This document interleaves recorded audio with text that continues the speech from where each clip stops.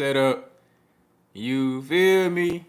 Hey, what's good, man? Contender regime, boxing, checking back in with y'all, man. What's good? What's happening? You know, Merlot Fridays. Hey, man, I told y'all better have y'all notifications on. Y'all better beware and be, paying attention. You feel me? Keeping your eyes peeled, man, because I might just pop up on you. I might just pull up on you, man. It's Friday. It's Merlot Fridays. Different time. But it's up. Hey, shout out to the OG Mr. Month already in the building, man. Appreciate you for pulling up. What's good? You know what I'm saying? Fabo in the building. What's good, my brother? Appreciate you for pulling up. You know what I'm saying? I'm sipping on something light, you know what I mean? That ain't no Merlot, you feel me? It's a little, strawberry lemonade and reposado, you know what I'm saying? Something slight, you feel me? A little celebratory drink, you feel me? You got to celebrate the small wins in life. You dig what I'm saying? Salute, what's good? What's happening, man? Appreciate y'all for pulling up, man. We're gonna talk some boxing in here. Oh, I ain't even see my other people in here. My brother Diavian Bible in the building. What's good? Shout out to your brother. Shout out to the beautiful, the queen, Simply Amira J in the building. What's happening? Appreciate you for pulling up. What's good? Shout out to my brother Q with the Davy Bears. I hope I said that right, man. Hey, appreciate you for pulling up, my boy. What's good? Said no disrespect to the other channels, but I've been waiting on that real shit. I'm tuning in for show. Hey, for shit show 100. Hey, appreciate you, my boy. Hey, that's love right there. Jay Lee, the chosen one in the building. Salute to you, my brother. What's good? Appreciate you for pulling up. What's happening? You know what I'm saying? Hey, my brother Steven Panfield in the building too. What's good? Said started a little early today. Yes, sir. Yes, sir. I told y'all, bro. Look, I'm glad y'all pulled up. You know what I'm saying? Y'all some real ones, bro. I told y'all gotta have them notifications on because I might just pull up at a different time, but I'm gonna show up. You know what I'm saying? Hey, salute to the brother Diavian Bible in that super chat coming through and showing love. He said, take that, take that. That Diddy voice. Pause. Hey, man, I appreciate you, brother. I always coming through and showing love and support. Shout out to my brother Mike Rhyme in the building. What's good? Reginald Mackey in the building. What's good, man? Salute to y'all, man. Y'all see the title.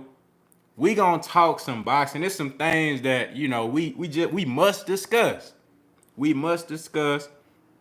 Y'all know here over at Contender Regime Boxing, we only gonna keep it real. We only gonna talk that real shit. And we support the real, the real fighters that's really out there trying to make things happen. You feel me? And salute to Terence Crawford, salute to ERROL Spence. You know what I mean? But we gotta talk about some things, man. We continuously building up the Spence versus Ugas fight. That fight is next month, right around the corner, but we got some things to discuss.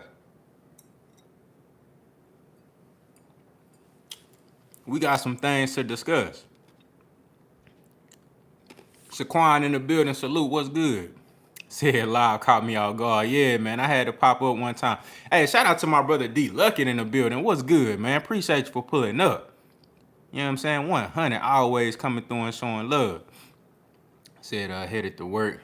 Time to process time to process a little stainless steel. Okay, already, man. Hey, that's real boss man work. You know what I'm saying? 100, man. Do your thing, bro. I'm glad you could catch the live before you go to work. You know what I'm saying? Said Ugas finna get that body work. So he gonna look like Chico all Friday afternoon. Hey, speaking of body work, that's gonna be like, cause Ugas like to go to the body too. Ugas love to go to the body, and he don't just throw one punch, he throws combinations to the body. That's gonna be very interesting. I remember Jerron Boost Ennis said something in an interview with Blue Blood Sports TV. Shout out to Blue Blood. He said that you never really seen nobody go to Spence's body like that. That was one of the things he pointed out. And I could tell from listening to Boots when he talk about fighting Crawford and he talk about fighting Spence, it seemed like to him, the more like intriguing matchup is ERROL Spence. Like the fight that kind of get his wheels turning the most is the ERROL Spence fight. You know what I'm saying? When he broke down how he would fight and beat Crawford, it was real simple and straight to the point. But when he was talking about ERROL Spence, he got real deep. And he said something in regard to like, when have you ever seen somebody go to his body? I think that's gonna be interesting. Now, I have seen fighters try to go to Errol Spence body. The reason you don't see guys keep up a sustained body attack on Errol Spence because it's very dangerous. You got a guy with a lot of power who always have leverage on his shots and is always in position to throw a solid shot. So if you overextend yourself, or if you reach down and you expose yourself too much, it's very dangerous. You can get hit with something crazy. But Ugas is a guy that is not shy about going to the body.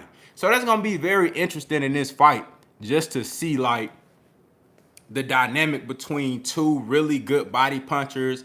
And of course, I mean, quite simply, two guys that are willing to throw those shots and are willing to, you know, continuously and consistently invest in the body. It's a lot of fighters that neglect the body shots, man. Salute to my brother Jay Harris, too real in the building, man. Hey, I appreciate you for pulling up, man. Shout out to the brother Jay Harris, too real. Boy, you look good in that love to hustle. You know what I'm saying? That king of the hustle sweater, brother. You look good, my boy. 100. Appreciate you for your support, man. Sterling Jameson in the building. What's good? Said show the bottle you sipping on. Man, I ain't endorsing nobody until they send me a check. You know what I'm saying? But this a little reposado, you know what I mean? Little strawberry lemonade, something slight. You know, but they send me a check, I'll put the bottle on the screen. I ain't endorsing nothing. But you see this contender, I'm endorsing that. You know what I'm saying? You know, we got the prototype. These ain't all the way out yet. But you see, you know what I'm saying? You see the contender regime, you feel me? It ain't all the way out yet. These on the way, you feel me? You probably gonna get these for next winter. You know what I mean? But you feel me? I ain't endorsing nothing. I ain't sending no check, though. You hear me? Shout out to my brother Jay Einstein in the building. What's good? Said Blu-ray Big Mad EJ training with the white dude. Hey, man, I look at it like this. You got to do what's best for you. You know what I'm saying? Whatever Errol Spence feel like was best for him, I think that's what he doing. And he look good.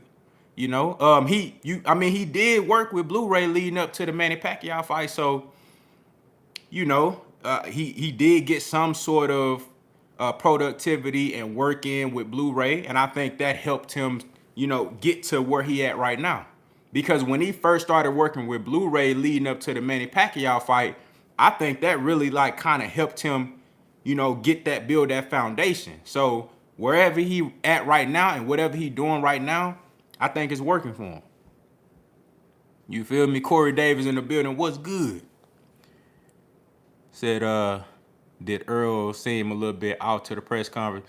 Nah, he seemed the same. I think he just relaxed. He always seemed like that. I think he just relaxed. That double hook Ugas throws will leave him open for counters. Yeah, another interesting thing. Shout out to the brother. I already got my boy Jay Lee, the chosen one. Another thing that Ugas like to do is, of course, those double hooks. He love that shit. But another interesting thing is gonna be Ugas's his counter jab. He like to, especially with him being orthodox and fighting a southpaw who both of their jabs are gonna be overlapping each other. You know what I'm saying? So I saw in the Kell Brook fight early on. Now Earl was coming off a layoff in that fight, and I don't think this is just speculation. I think he's gonna be a lot sharper coming off a layoff now because he been in shape so early. And when you're in shape early, it allows you to do way more sparring and training. You don't have to do a lot of fat camp shit. You can just focus on skills and sharpness and doing a lot of sparring, which in sparring, that's when you really get sharp. You know, pad work and all that, but sparring, actually getting real fight experience, that's where you stay sharp. So in this camp, Earl has been able to do a lot of that. So I'm thinking he might be sharper than he was going into the Kell Brook fight, where if you saw in the early rounds, even after that fight, Earl gave himself like a B- performance. He said, shit, I wasn't as sharp as I should have been, you know, but I got the job done. But Kell Brook was doing a good job of countering over Errol Spence's jab because Earl was just a little bit off in those first 5 or 6 rounds. Yordenis Ugas is really good at that. He's really good at allowing you to overextend, especially when you're a southpaw, allowing you to overextend. You're throwing your jab, and he's able to come over that bitch and counter. Ugas is real good at that. It's so much in this fight that I'm going to be looking for. it's so many different like small things that I'm really gonna be paying attention to, you know. Shout out to the brother Tez Frank in the building. What's good? Shout out to my brother Devin Blocker in that super chat coming through and showing love. He said, Contender Regime Boxing, salute, family. Hey, salute to you, my brother. Said Spence about to put that pressure on that boy. Real talk. Errol Spence definitely coming to put that pressure. And I think this is the first time in a long time that we gonna get the Errol Spence that, and I'm not talking about just being a walk you down, body hunter, walking you down, trying to stop you type of fighter. I ain't talking about just that. We gonna see that for sure. But I think this is gonna be a first time in a long time where we seen Errol Spence just at full strength, strong. You know what I mean? Strong, healthy, ready for the long haul. If it came down to 12 rounds, he can still stop you in 12 rounds. It ain't gonna be, I don't think you're gonna see him take a round off like you saw in the Sean Porter fight. Or he took a round off in the Danny Garcia fight. You know what I'm saying? Or he took a round off in the Mikey Garcia fight. You dig what I'm saying? I don't think you're gonna see that in this fight. This is the first time in a long time you're gonna see Errol Spence like really at full strength, strong. You know what I mean? So I think that alone opens up so many more opportunities for him to impose his style and do what he want to do in there.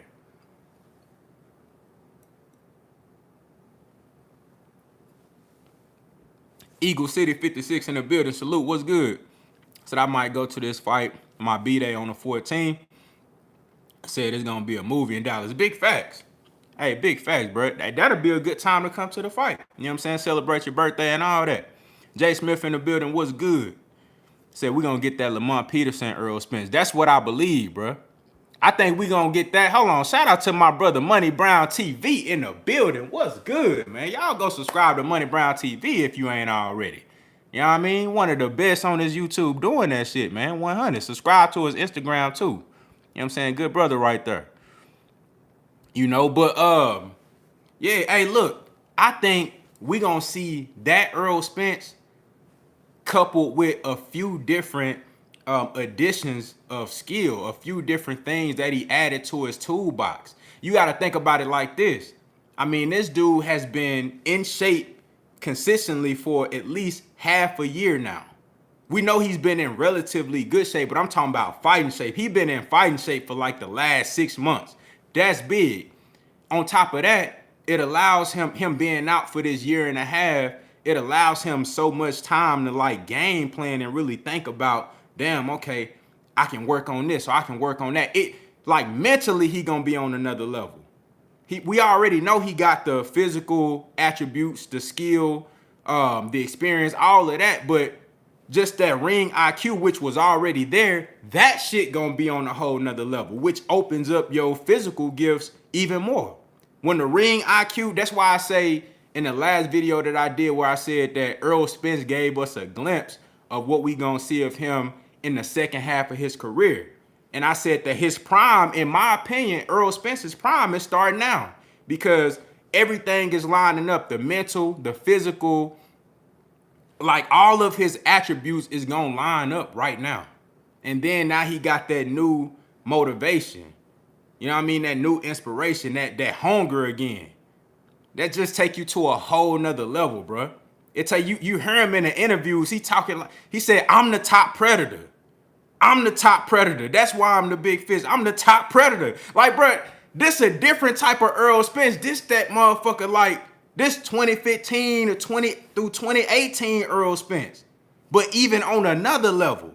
Motherfuckers not really gonna understand what I'm saying until you see this fight on April 16th. And then, you know, when he go do to Terence Crawford, what I'm telling y'all he gonna do. Motherfuckers ain't gonna understand until they see this shit. You know what I'm saying? And I understand that. Shout out to the brother Murray in the building. What's good? Robert Montgomery in the building. This shit easy, nigga. 100. You know what I'm saying? Salute. Appreciate you for pulling up. Said this his second full training camp. So the body healed, but he had a long time to get right physically. Hey, that's big facts, Money Brown. Big facts.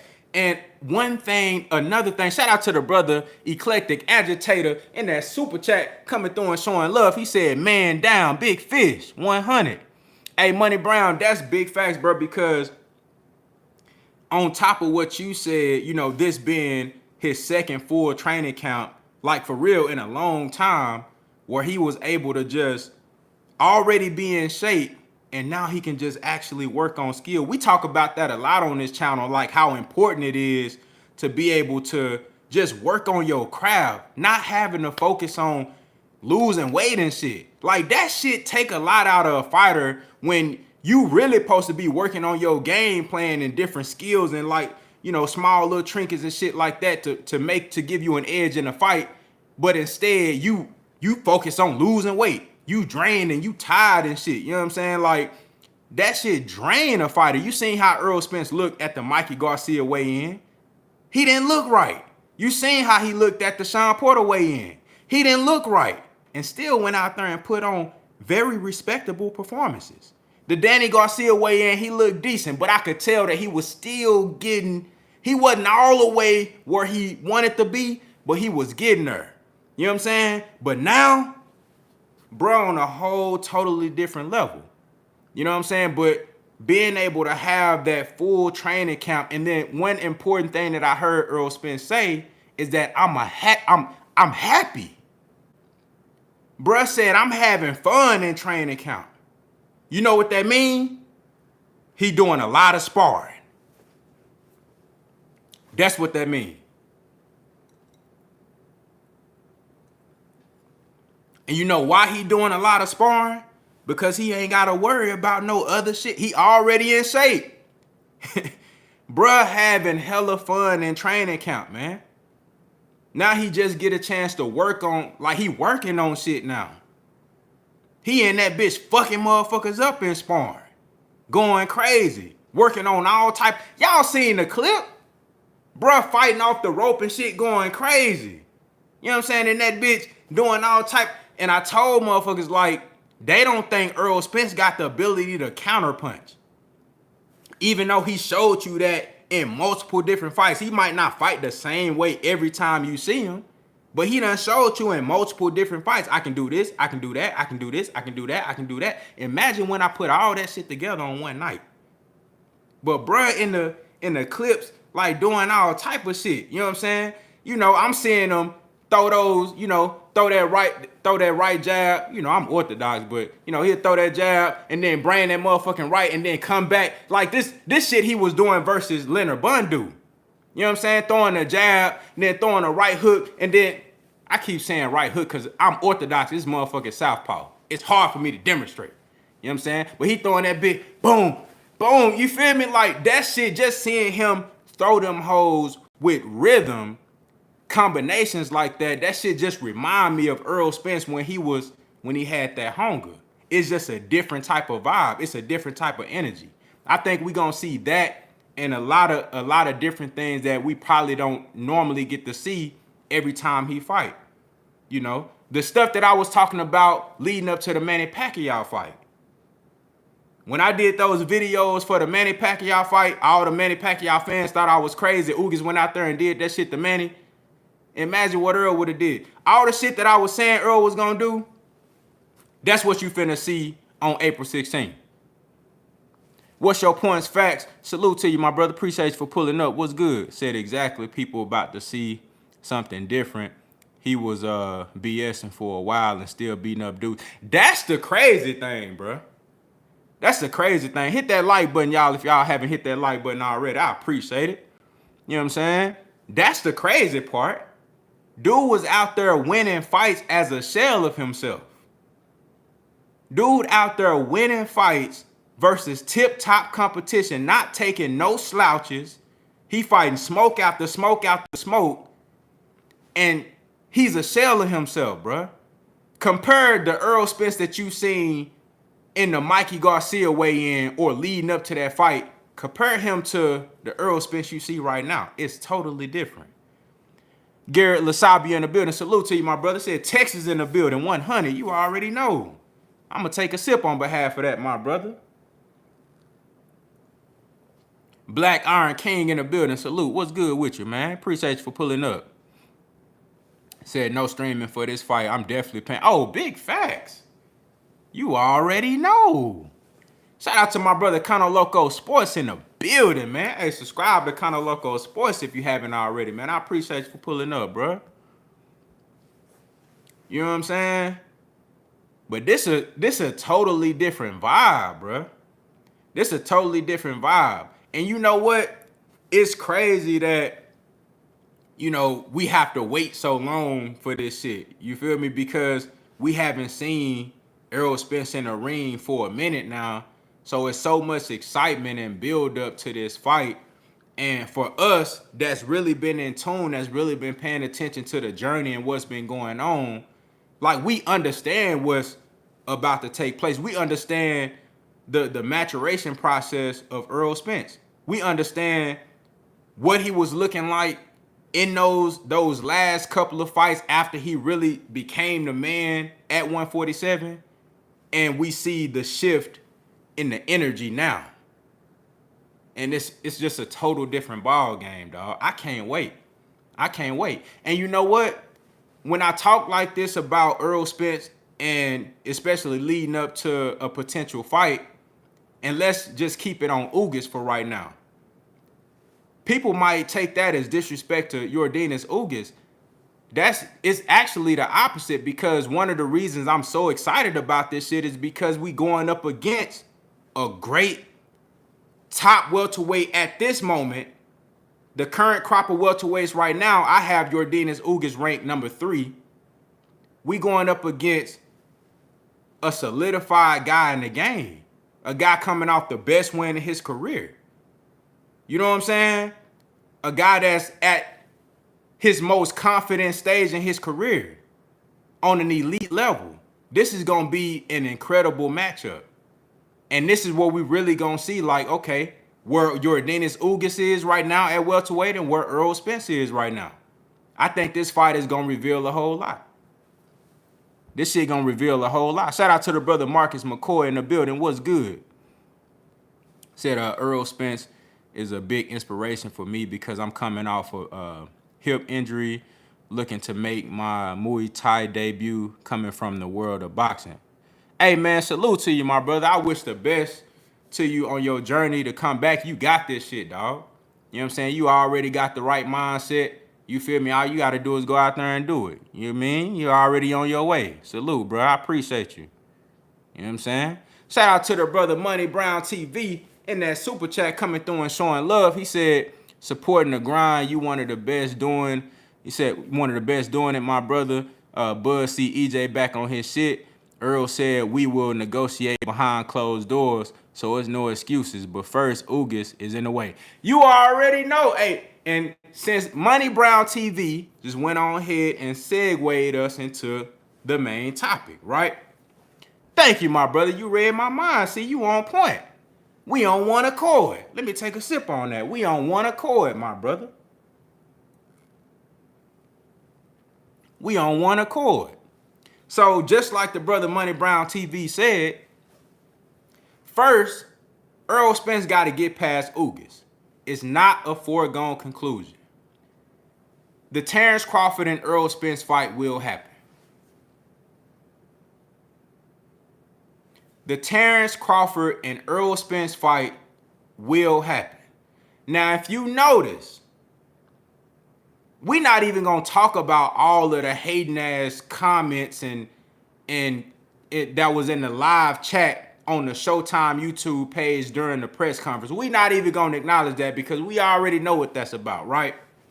We know what that's about. Because those same people ain't going to say shit when Errol Spence go out there and go crazy.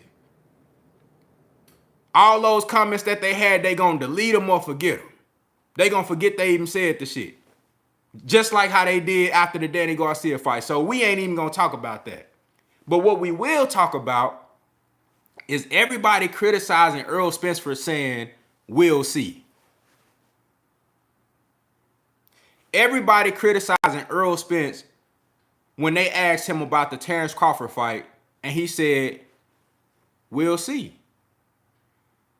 What you expect the man to say when he got a world champion in front of him right now. He got a top 3 welterweight in front of him right now.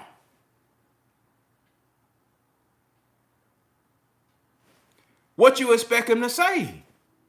Oh yeah, I'ma just look past Yordenis Ugas and let's talk about Terence Crawford right now. Fuck Yordenis Ugas. Let's talk about Terence Crawford. What you expect him to say? Talking like that, get your ass whooped. Talking like that, you end up like Chris Colbert.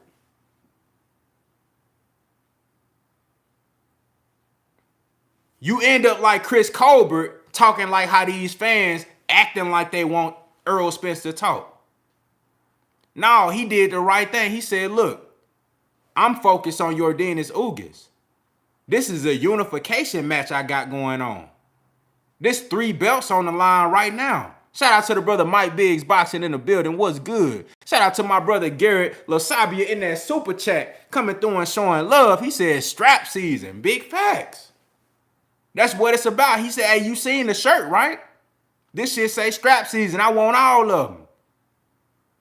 The brother said, look, my goal is to show y'all and to prove to myself that I can win another belt and that I can ultimately become the undisputed champion of the world. In order to do that, he got to fight Terence Crawford. But he got Yordenis Ugas in front of him right now. You dig what I'm saying? But what did he say also? Just like Money Brown said, we gonna handle business behind closed doors. Because, you know, fighters, we got egos. You know, fighters got ego. And that was some real shit. You don't hear a lot of fighters like be open and honest about stuff like that all the time. Just like when Errol Spence was on stage, they asked him, are you going to stop Yordenis Ugas? What'd he say? He said, shit, I ain't stopped nobody in a while. So I don't know. You know what I mean? We'll see. Of course, I want to put on a great show and I want to get the stoppage, but we'll see. That's smart. Don't put no pressure on yourself. You just go out there and do what you're supposed to do.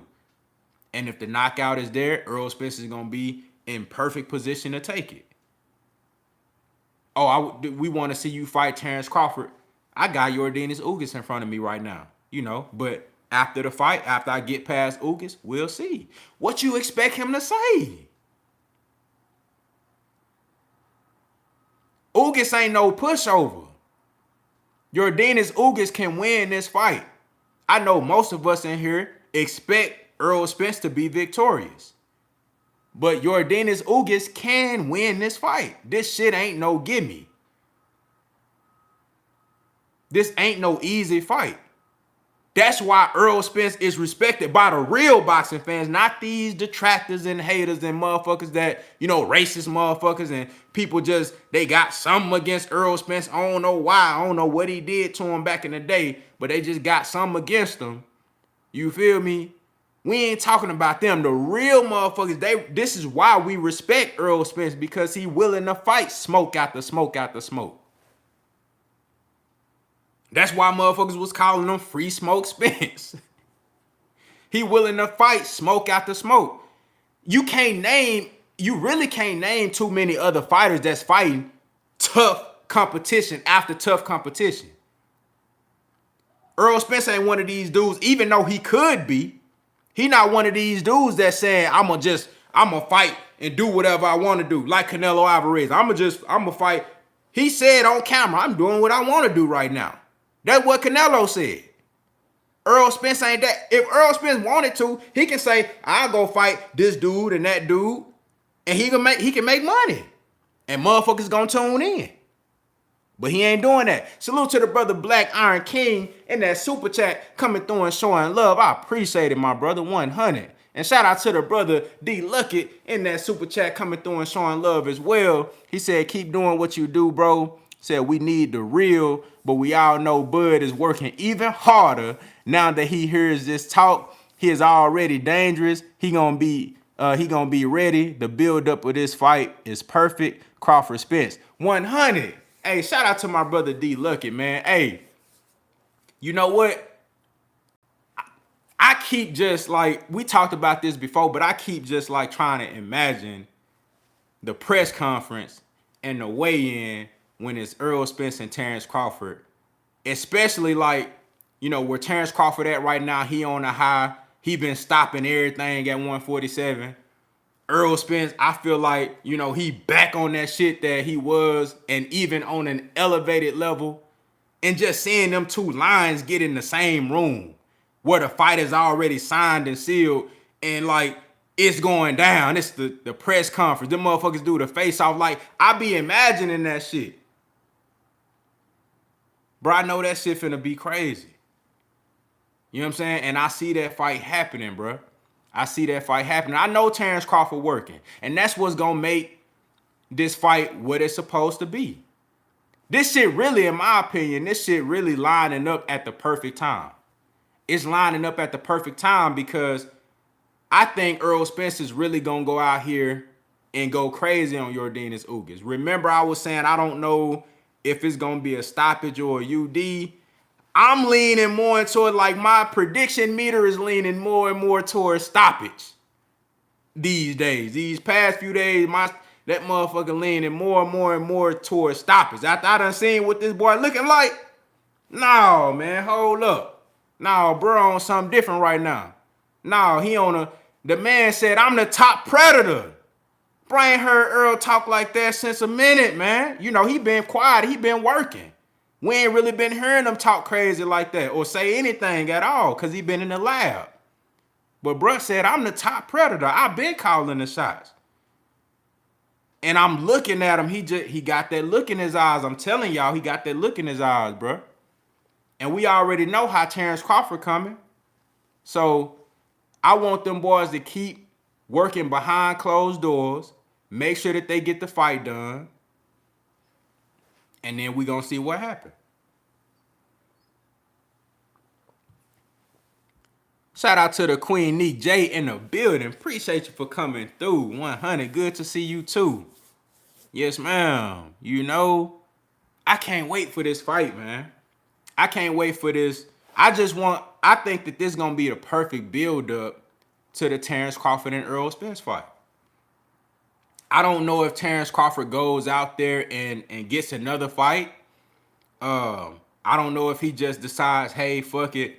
Let me not either put myself in jeopardy of losing, which I don't think that's Terence Crawford's mentality. I honestly believe Crawford feel like he can beat anybody at 147. So I don't think he'll take the approach, well, let me not fight nobody and risk anything. I think if he don't fight, it's probably going to be due to the legal shit that he got going on with Top Rank or other reasons. He's like, fuck it, I'm going to just wait on this and not even like mess up the timeline. Maybe that's his thinking process. I don't know. But this is just the perfect build-up. This the perfect build-up. It's the perfect build-up, man. You know what I'm saying? I think Errol Spence goes out there, he stops Yordenis Ugas or put on just a one-sided beatdown, like looking like Errol Spence, the one that we know, the one that we grew to love and even evolved to a whole nother level. And then Terence Crawford, I think it's just this performance that Errol Spence is gonna have on Ugas is really gonna is really gonna catapult that fight to where it needs to be. It's already built up. The build-up is already there. But this performance, I believe, is gonna be what catapults that fight to where it really needs to be. I think everything is lining up how it should be. Everything lining up perfect. Everything lining up perfect. It'll be nice for Earl to go out there and stop Ugas. If he does that, come on, bro. Come on, bro. T-Rob 214 in the building. Salute. What's good, my brother? Appreciate you for pulling up, man. Said question, where does Bud go to sign to? Has he picked a promotional company? I don't think so. And I'm going to be honest with you, and I said this before. I think Terence Crawford should stay independent or just do like individual one-fight deals, you know, fight-by-fight basis. If after this Errol Spence fight, and I think that they might have already had some talks behind the scenes that neither one of them really can speak on right now. I'm hoping that's the case. But even if it's not, I think that will be the case ultimately. So I think he should say, okay, all right, we gonna do a 2-fight deal, Spence Crawford. You know what I mean? Or if they want to do just a one-off, I'm cool with that too. But I think it's best for Crawford just to do like individual. Don't get yourself tied up in nothing. You know what I mean? That way you can, at this point in Terence Crawford's career, he don't need like no long-term contract or no long-term commitment with any of these promotional outfits or anything like that. I don't think he need no long-term commitment like that. You know? If he wants to sign to like a network and say, all right, I can fight on this network, but y'all gotta let me work with any promotional outfit I want, that will work. But you know, these networks also have exclusive deals with different promotional companies too. So it really just depends on what Crawford feels is best for him. But I think he should just stay independent. I mean, he at the point in his career, he already made a name for himself. He already made a whole lot of money. I don't think it's about money with Terence Crawford now. I think it's more so about legacy, man, and getting these fights that he didn't get a chance to get. So if he did go sign with PBC, that wouldn't be a bad move because PBC has the best welterweights and the most welterweights. And then also PBC has the bulk of the fighters at 154 too. You know, Terence Crawford has come out and say that he's interested in going up to 154 and fighting Jermell Charlo or the winner out of Charlo and Castano.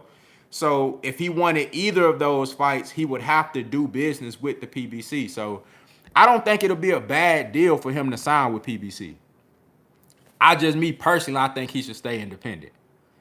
Shout out to Nature Boy in the building. What's good?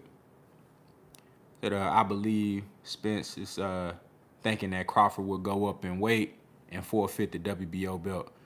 I don't know about that. I mean, you know what? I still haven't honestly made a decision on whether or not I believe Terence Crawford would actually fight Jermell Charlo. I'm still thinking on that because I don't think it's a good idea.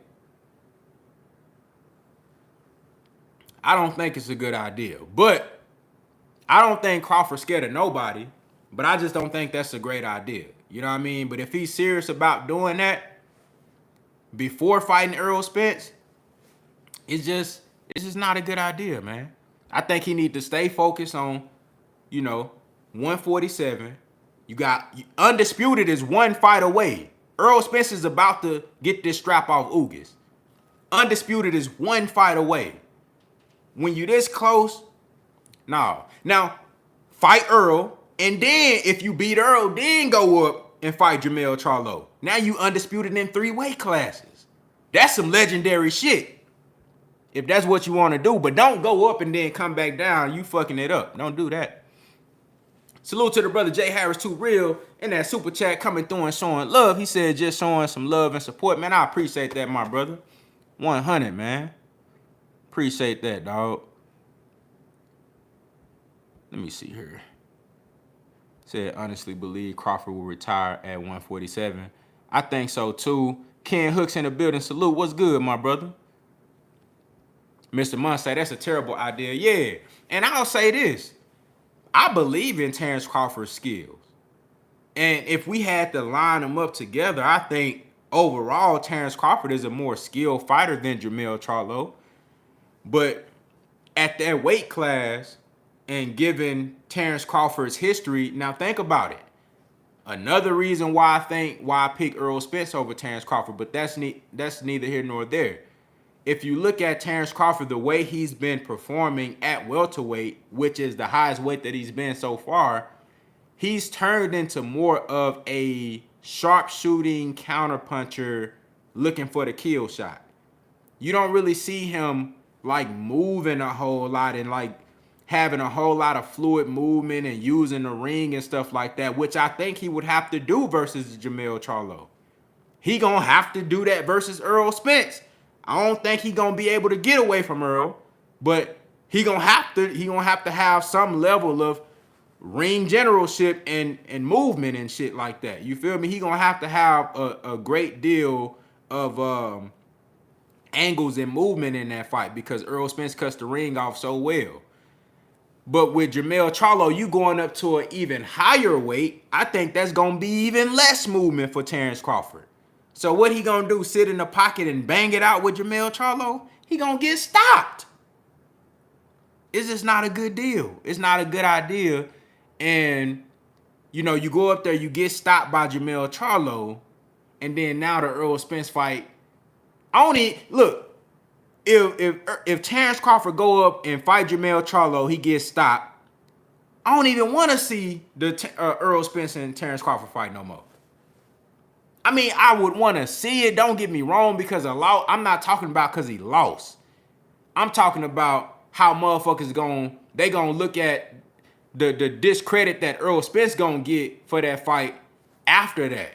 It's not gonna be the same. I want both of these guys to be undefeated when they fight. It's gonna add to the mystique of the fight. If he go up there and he lose, it's just gonna take so much away from the fight. It's just not a good deal. It ain't a good deal, man. It's not.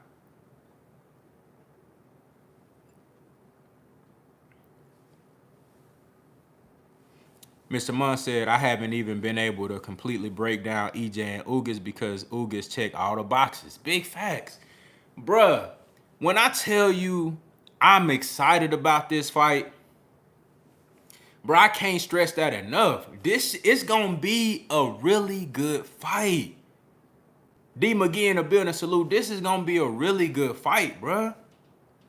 I don't think people really understand how good Yordenis Ugas is and how good he is versus Southpaws. And on top of that, the size matchup. And, you know, I think that Ugas being a bigger guy is actually a benefit for Errol Spence. But, hey, you know what I'm saying?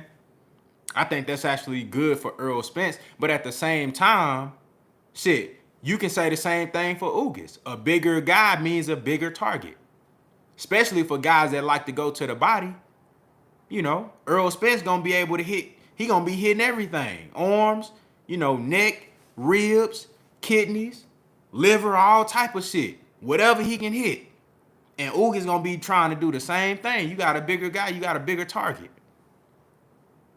You know what I mean? But you right, Mr. Munt, man. Ugas check all the boxes. He got the resume. He got credible quality wins. He got the background. He medaled in the Olympics. Got a great coach, great trainer. On a very impressive win streak.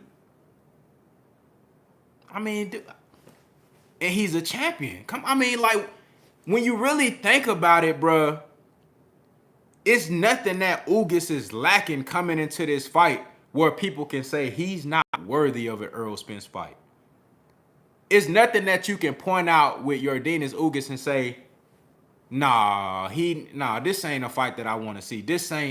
It's nothing you can say. Yordenis Ugas literally got it out the mud. He earned his spot. He earned his way into this position. And remember at the press conference, what'd he say? He said, I've been asking for this fight for 4 years. That's true. Y'all remember back, it was some time ago where people was making videos saying Errol Spence was ducking Ugas. Whole time we knew Errol Spence was chasing Keith Thurman. But people really said that shit. People were saying that Errol Spence was ducking Ugas. All that shows me is that there was some interest from Ugas' camp to fight Errol Spence. He been asking for this fight. And it's happening at the perfect time. If this shit would have happened back then, let's say people were saying Errol, because they was. Motherfuckers were saying Errol Spence was ducking Ugas. Let's say Errol would have fought Ugas at that time and whooped Ugas. He wouldn't have got the credit that he finna get right now. Because at that time, Ugas was relatively unknown. Still to this day, he's not as known as I feel he should be, but he's coming off a Manny Pacquiao win. And he's a champion. Shout out to the brother Jay Cooley in the building. What's good? He's coming off the Manny Pacquiao win, and he's currently a champion and currently a top 3 welterweight in the game. So really, it's perfect timing. I agree with you 100%, Mr. Munn. He checked all the boxes. I'm sitting up here trying to think, like, What box don't he check? Shout out to the brother NV in the building. What's good? He said whoever wins, boxing wins. Big facts. This is a great fight for boxing, dog. It's a great fight for the sport. It's a great fight for the welterweight division. It's a unification. When the last time we had a 3-belt champion at welterweight? What, Floyd Mayweather? When Floyd beat Manny, that's the last time. You know, Floyd get up there after he whooped Manny, he say, strap me up. Strap me up. That's the last time we had a 3-belt champion, and that shit didn't last long because that was at the end of Floyd's career. He relinquished them motherfuckers soon after the Andre Berto fight.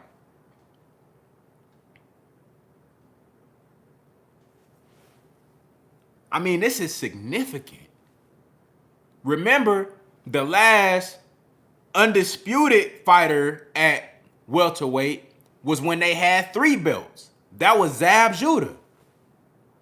Now, technically, he really wasn't undisputed, not trying to take away from the brother at all, because there were 4 belts at that time, but they were only recognizing 3 of them. I think it was the WBO that was like the outsider at that time, if I'm not mistaken. Could have been an IBF, but I think it was the WBO. So they was recognizing the WBC, the WBA, and the IBF, if I'm not mistaken. I think the WBO was kind of like on the outside. Y'all correct me if I'm wrong. I could be wrong. But I know he held 3 with Corey Spinks, but it's really, it was 4 titles that you could have got. But that was the last time there was like an undisputed champion. And he didn't even have all 4 belts. He only had 3. So think about it. This is significant. This is a 3-belt championship fight at welterweight. We ain't seen this shit since Floyd and Manny.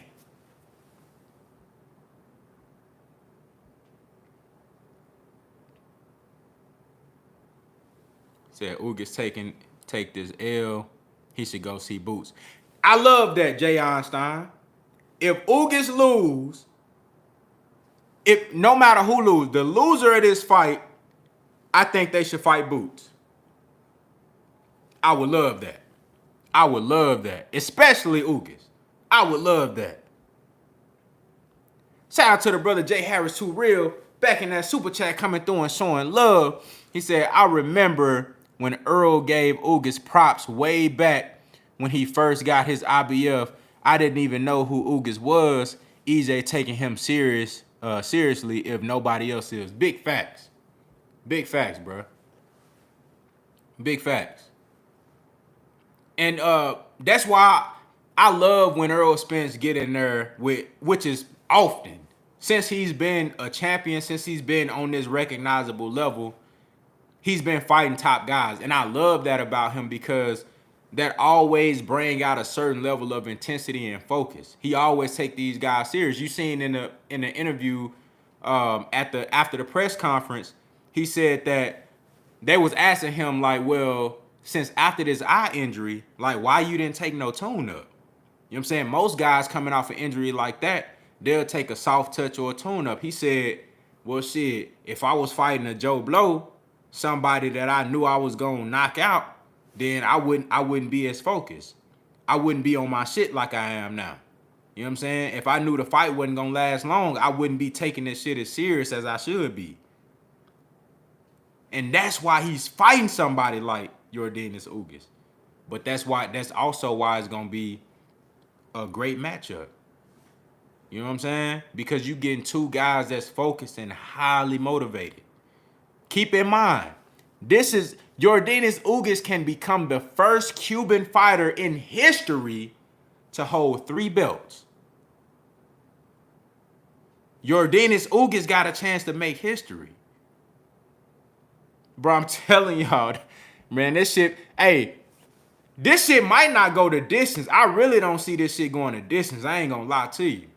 I really don't see this shit going the distance. Somebody finna go down in this motherfucker. Somebody finna drop in that bitch. Somebody finna drop in that bitch, for real. DJ say the whole card is nice. I can't wait to be back at AT&T. Yeah, man, I'm really excited about that Imantas Stanionis and Butayev fight.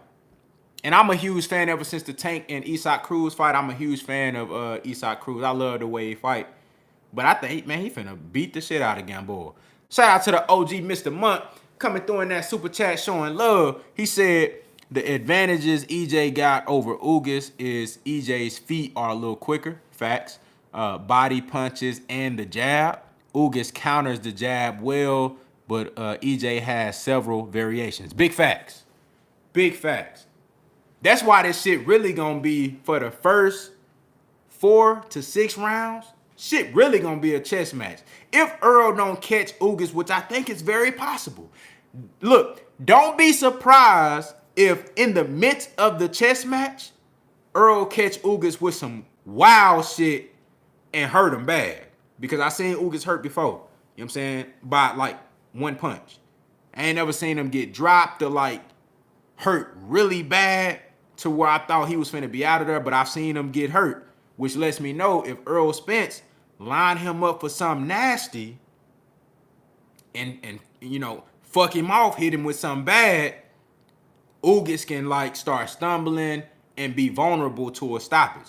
Don't be surprised in the midst of the first 4 to 6 rounds, Earl hit him with something nasty and hurt him and jump on him real quick. That's possible. But I believe that it's going to be a chess match for the first 4 to 6 rounds. It's going to be like a very cerebral, intellectual, strategic chess match, battle of the ring generals. This shit finna be like, you know, who gonna give an inch? Who got the better distance control? Who got the better jab? You know what I'm saying? Who can counter better in the middle of the ring? You know, who got better feints? Who got more convincing feints? You know what I mean? Who can feint their opponent out of and bluff them out of what the fuck they doing and take advantage of it. That's what you're gonna see in the first 4 to 6 rounds. And then after that, I honestly just see ERROL Spence turning it up. I see him turning it up. Round 7, round 8, I just see him turning it up, coming forward. He done got that rhythm down. You know what I'm saying? He done found his distance. He done found his preferable distance. He done felt the little power from Yordenis Ugas, or the lack thereof. And I think you're going to see ERROL Spence just, you know, go crazy. Hey, Mike Biggs Boxing, you got this show. This a new channel, bro? I could have sworn you had a wrench, my brother. Hold on, let me make sure my boy wrenched up. I could have sworn my boy had a wrench. Said Spence gonna punish him. Spence got mad, pent up aggression. Big facts. And I think that's what you gonna see. In the second half of that fight, you gonna see a lot of that, bro. And I know everybody like, man, you know, Earl should have been working with Blu-ray. And I would have loved if in some way, shape possible, you know, he could incorporate Blu-ray into his regimen. You know what I mean? Because, you know, that's a brother from Dallas. You dig what I'm saying? You know, and I want to see him shine. But I like what I see. Whatever they doing over there, that shit working. The nutritionist and / strength and conditioning, like whatever they doing, that shit working, man. I ain't seen ERROL Spence look like this since 2018, y'all. So now you dealing with a fighter that's gonna be in position to not only sustain his punch resistance is gonna be a lot better, so he gonna be able to. Y'all see ERROL Spence neck? Like, come on, bro. Like, real talk. Like, this shit crazy, bro. Punch resistance finna be crazy. See, you gonna have a fighter who gonna have the energy and stamina and punch resistance and just the ability to continue to get stronger as the fight goes on. In the 9th and 10th round, when motherfuckers normally gasping for air and shit, ERROL Spence is putting pressure on you. Man, I was watching the Kell Brook fight, and y'all know I love going back to that Kell Brook fight. I was watching that shit And I was just noticing shit that you notice in most of Errol Spence fights is the constant pressure is mental and physical. It's not just physical. It's mental and physical. So here's one or two, and this is why I think Errol Spence is gonna whoop Terence Crawford. I'm just keeping it real. Here's one or two things that's gonna happen. Said, are we sure he not working with Blu-ray? That's a good point. He might be low-key doing some shit with Blu-ray too. You feel me? And I hope that's the case. But whatever they got going on, that shit working. And they need to keep doing that shit. Whatever he doing right now, that shit working. You know what I'm saying? But one thing, when Errol Spence is applying pressure on you behind the jab, it's either gonna be one or two things. Either you gonna get in a position to where you feel like I have to throw punches. He's putting too much pressure on me. He's constantly throwing it. Even if he's not throwing punches, it's just a jab, or it's just a lesser version of a jab, just to get a reaction out of you. But he's constantly coming forward behind a tight high guard. So you might be landing something on him, but you hitting gloves. You're not really hitting anything significant. But he's coming forward. He's cutting the ring off. You either gonna have to out punch yourself, because you're gonna feel like, damn, I gotta throw something. Every time I use an angle and try to get out the way, he's there. I gotta throw something. So that's gonna lead to you out punching yourself, which is gonna lead to early fatigue in the fight, which is bad. Because if you get early fatigue, Errol Spence, he got a motor. He's still revving up. Round 5, 6, 7, 8, you gassed a little bit. Errol Spence, he getting strong. He keep coming. So number one, those rounds in the bank that he's getting, and then on top of that, he landing shots on you because you barely can defend yourself because you fatigued. That's one thing that's gonna happen. Or if he's coming forward on you, he's throwing that jab and really putting so much pressure on you, and he's feigning while he's doing that, you're gonna have to open up and leave yourself open for a major shot. You're gonna leave yourself open for something crazy. He gonna make you open up even when you might necessarily not have to open up. But see, that's hard to say, because if you don't throw nothing back and you just shell up on the ropes, you know what happened when Errol Spence gets you on the ropes. So if you lay on the ropes like Chris Algieri, or you know how Kell Brook tried to do when he couldn't find nowhere to go, you know what I'm saying, Leonard Bundu, you know, when you get on the ropes and you ain't got no ability to get off the ropes and shit, you're gonna get fucked up. So you're gonna have to throw something, and you're gonna leave yourself open. It's really one or two things that's gonna happen when you fighting Errol Spence. And what I always tell y'all, you have to stop Earl. You gotta hurt him. You gotta stop him. If you don't hurt Errol Spence to the point where it could potentially lead to a stoppage, you're not gonna win the fight. I promise. It's literally no way. Salute to the OG Mr. Munn back in that super chat, coming through and showing love. He said, even on the break, he makes you think about his jab. Big facts. Look, I'm glad you brought that up, Mr. Munn. Look, you seen in the Kell Brook fight how Kell Brook, and this is another thing, Kell Brook couldn't even really, he was trying to muscle Errol Spence in the early rounds, but after a while, he got wore down. That shit didn't last. It was like trying to grab onto a motherfucking wild horse or something. Like Errol Spence throwing punches from all type of angles and shit. You know what I mean? It's like trying to, contain a motherfucking wild horse. You can't do it. You dig what I'm saying? And after a while, he got wore down. When motherfuckers try to like grab on Earl, and then on the break, when the real break you, he popping that jab out. And another thing though, Ugas like to hold. He was holding Omar Figueroa.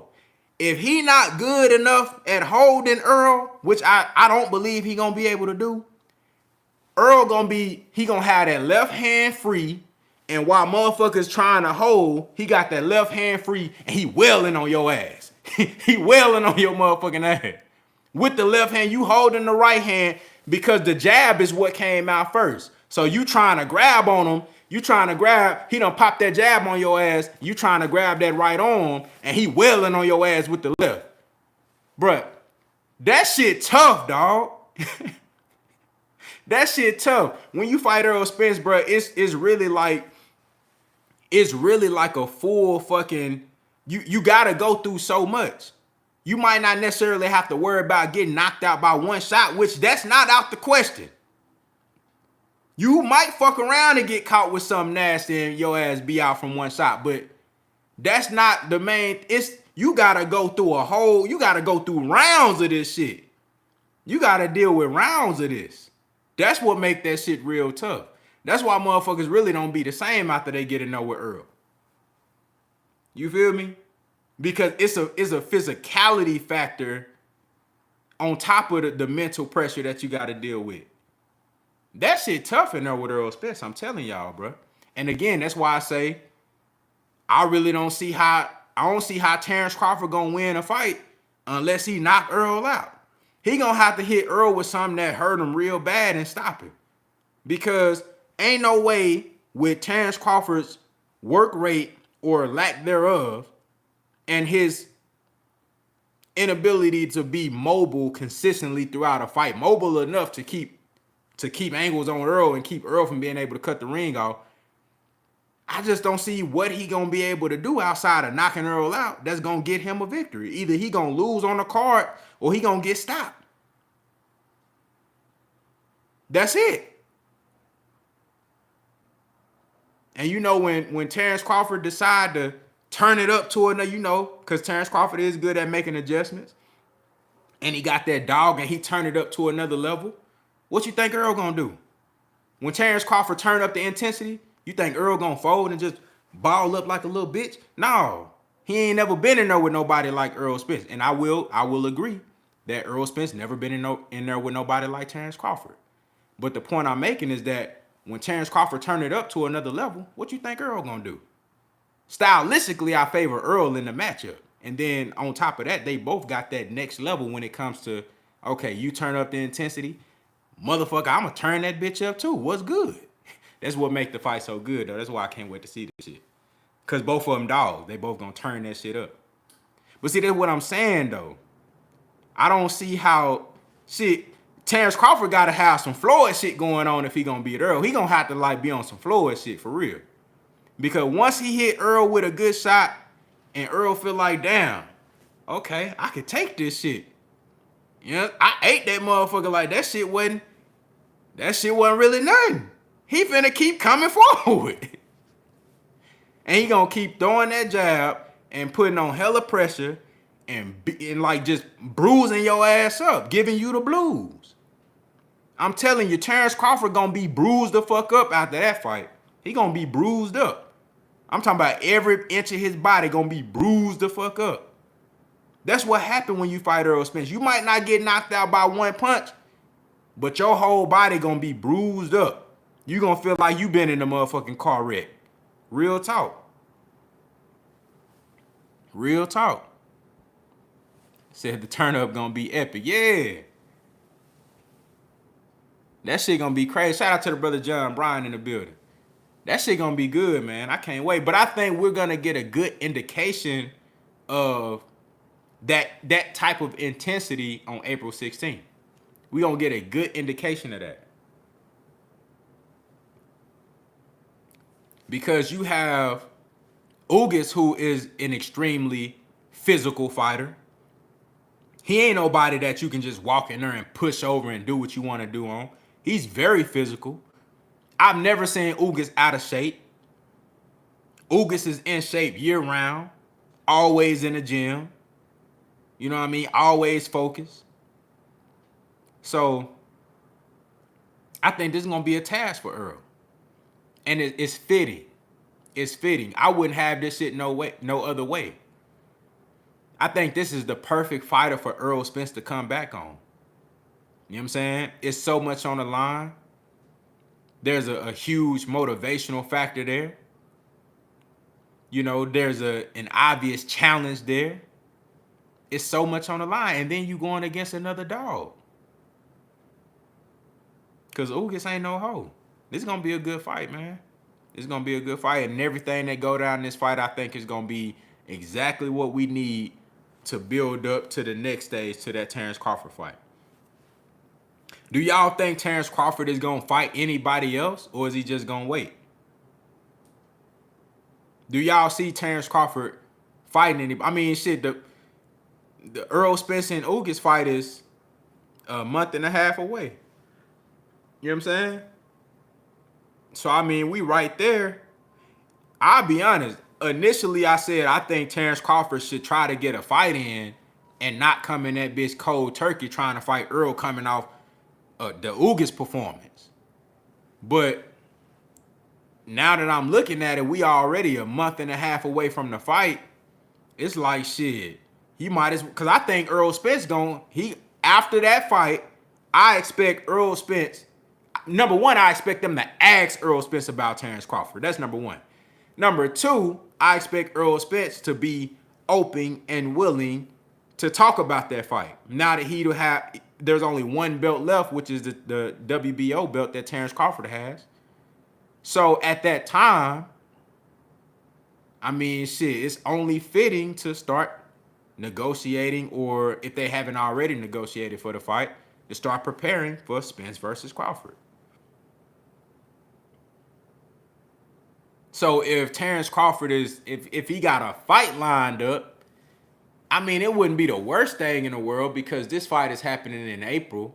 So let's say Terence Crawford, he gets something going, let's say by June. Let's say he have a fight lined up for June.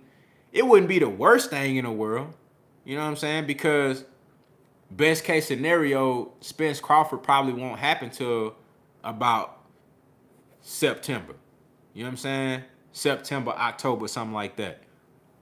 Best case scenario. So, I mean, it wouldn't be the worst thing in the world if Crawford got a fight for June. You know what I'm saying? So, I don't know. Said still shout out to the brother Dion Kennedy in the building. Said I still upset Earl didn't get that Pac-Man fight. Me too, bro. Me too. That was gonna do wonders for him. Kelvin Moore in the building. What's good? I see him fighting Thurman next. Man, hey, that would be lovely. That'll be lovely. I don't know, man. With Thurman, he talk a good game and he sound like he won't smoke, but it's always a and, a if, or a but with Keith Thurman, man. So I don't know, but I think he actually would fight him, man. If Terence Crawford worked out a deal with the PBC, said, look, y'all give me 2 or 3 fights, you know what I'm saying? You sign me up to fight Keith and Earl. Give me a 3-fight deal.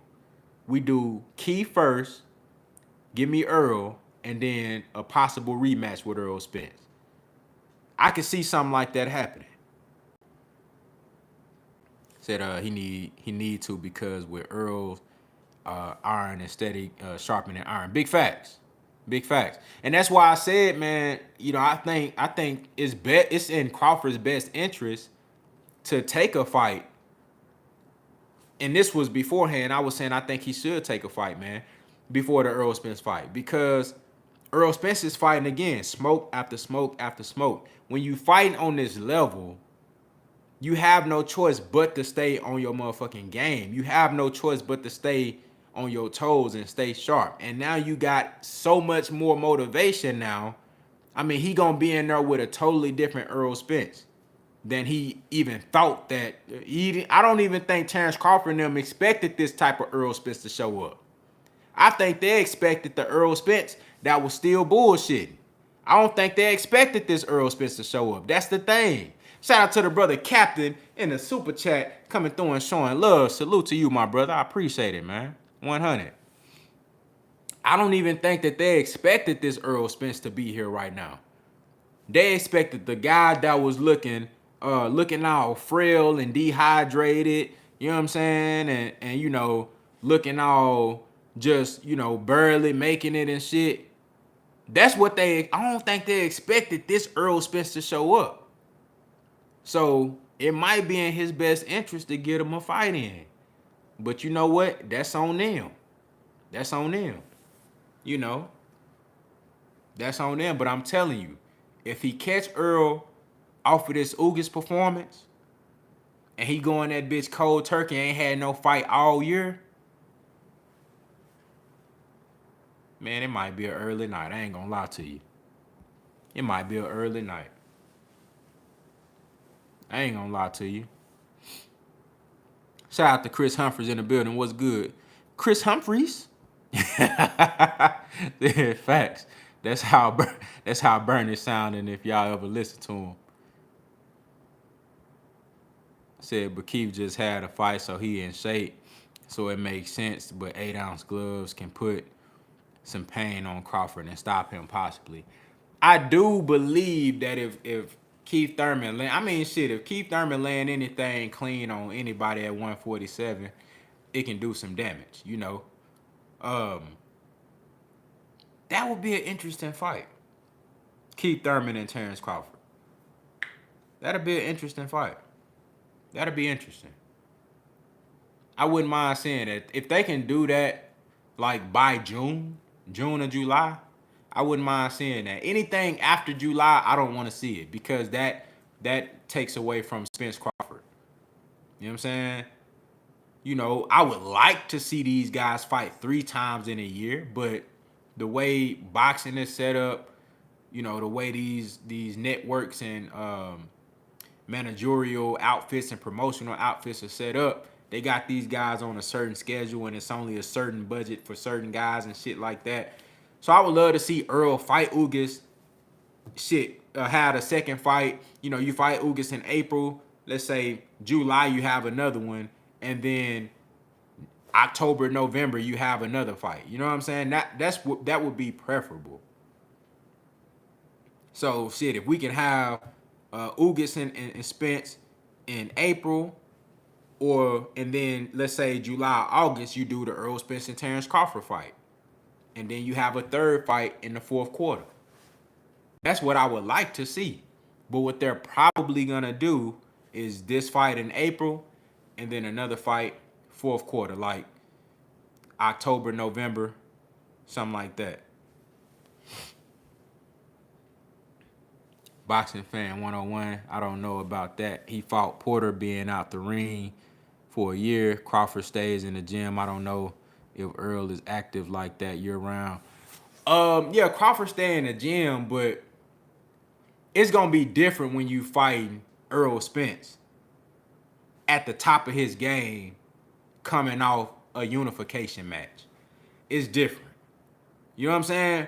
When you fighting Sean Porter with 1 foot in and 1 foot out the boxing game, when you fighting Kell Brook, even though I picked Kell Brook in that fight, I'm thinking he was gonna look better, but he showed up at the weigh-in with his face all drained and shit, which surprised me. You know what I'm saying? You know, when you fighting guys like that, you can be out for a year, or you can take time off. And if you as good as Terence Crawford, you can take time off, be sharp in the gym, and then come back and get straight to it. Cause Terence Crawford is that type of beast. He cold like that. But when you fighting Errol Spence, though, I don't really think that's a good idea. I don't think not with Errol Spence having the momentum that he's about to have right now.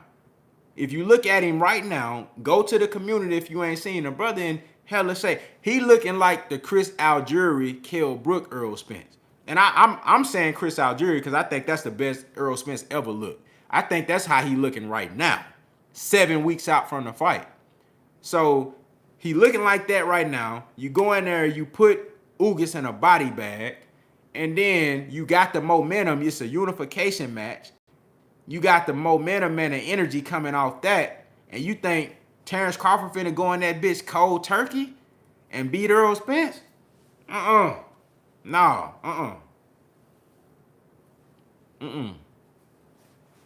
I don't see that. That's not a good idea. That ain't a good idea. And like Sean T just said, Brook didn't have Dominique Ingle neither. He had some random dude. That's another thing. That's how you know, man, say I must have had too much Merlot at that time. Y'all forgive me. I was sipping on a little bit too much Merlot. Brother didn't even have his trainer with him. I don't think that would have made much difference, but it probably would have made some difference. He needed Dominique Ingle, in the corner drinking sweat and shit. You know what I'm saying? He needed a motherfucker in the corner, doing weird shit, hyping him up. I don't know. Said regardless if Crawford fights in June or not, best case, Spence versus Crawford happens in December. I can see that. I think that's too long, bro. I understand what you're saying, though. You're right. That's best case. I mean, that's just what we get as boxing fans, even though we don't think that that's the proper thing to happen or the proper way to go about it. I would prefer, I just think from April to December, that's too long, bro. Like, these motherfuckers need to fight more often, man. They need to fight more often. Shout out to the brother Loose Bills in the building. What's good? Nick J said that's one of the things Ugas has going for him. He's been active against good competition. Facts. Ugas has been fighting top competition year in and year out multiple times in the year. He's been active. He was one of the first fighters to fight during the pandemic when they had the fake crowds. When they had the fake crowd and shit. You know what I'm saying? With nobody in the arena. They got fake motherfuckers in the back cheering and shit, looking like Madden. Y'all know on Madden and shit, the crowd don't even be moving and shit. You know what I'm saying? Motherfuckers on the sideline don't even have no name on their jersey. Ugas was one of the first fighters to fight when the pandemic. He was getting it. Ugas been active, man. Ugas been active. He been putting on impressive performances that a lot of people ain't been talking about. I think he don't get enough credit for the Omar Figueroa performance. You know what I'm saying? Said Ugas got momentum against Earl's 2 years absence. That's facts. I agree. Another reason why this fight is dangerous. Ugas coming off the best win of his career, and I will continue to say this. Who got a better win than Ugas right now at welterweight? I'm not gonna say it's definitive, but it's arguable. But can anybody tell me right now who got a better win than Ugas at 147? Like, of the current top guys at 147 right now, who got a better win than Ugas at welterweight? Remember, Manny Pacquiao, his last fight before he fought Ugas was against undefeated Keith Thurman in his prime.